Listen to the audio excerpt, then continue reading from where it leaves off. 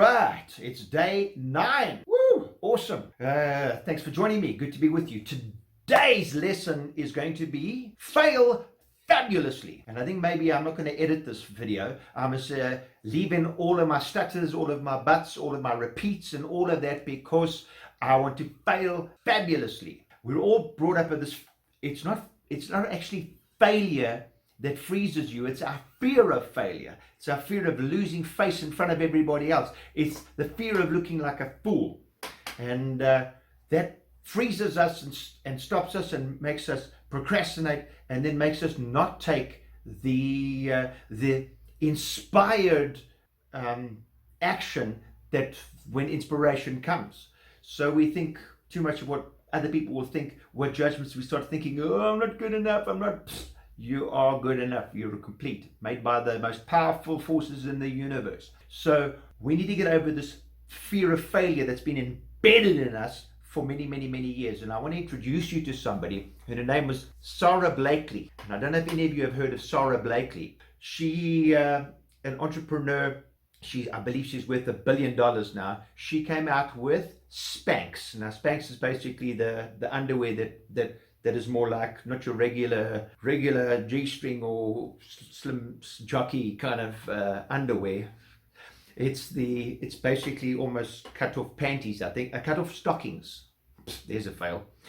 That's how she started it, by just actually cutting the feet and that off pantyhose and the stockings. And then that gave you you could wear tight jeans or tight ski pants without your undies showing your bikini line. And she's bloody awesome. And she actually says that every single one of us, every single person on the planet has at least $1 million idea in their lifetime. I'll say that again. Every person has at least $1 million idea, inspired idea in their lifetime. Now just think, get your head around that. What's yours? Have you ever stopped to think about it? Have you ever thought that it's possible? Or do you think it's absolutely impossible? Because if you think it's impossible, then you're not going to give any of those chances for that inspired thought to come into your mind. Her story is amazing. And I think credit to her dad, because now her dad taught her to view failure as reward, as opportunity. She would every day or once a week, when she'd sit around the table with her brother. I'll drop the link. You can go check this out of her, and it's a brilliant. And you must go check out her top 10 success rules as well.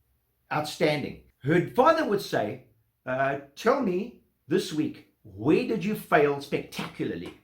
And they would say with it, and every time they failed spectacularly at something, he would say, "Well done, high five."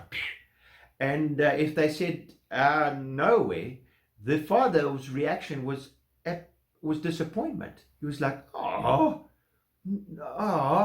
how can you learn if you're not failing? How can you expand? How can?" And you would be disappointed. So of course, as a child, it's like, well, we can't disappoint Dad. Let's go out and fail as fabulously as we can, and fail epically. So she grew up then reframing failing. Oh, that's a good. Reframe your failures. Because if you reframe your failures, you'll always win. Because if you frame your failures as it's research and development, it's learning, it's expansion, it's refining and redefining your goal that you wrote down, you will never lose. You will never fail. Because if every failure, if you see something that you've learned out of it, that you've expanded, and that you've gotten wisdom out of, then you've won. So today's lesson is fail. Fail again. Fail better. Fail forward. Fail epically. Fail fabulously. And in that way, you will have won. Peace out. Much love. The Big Cigar.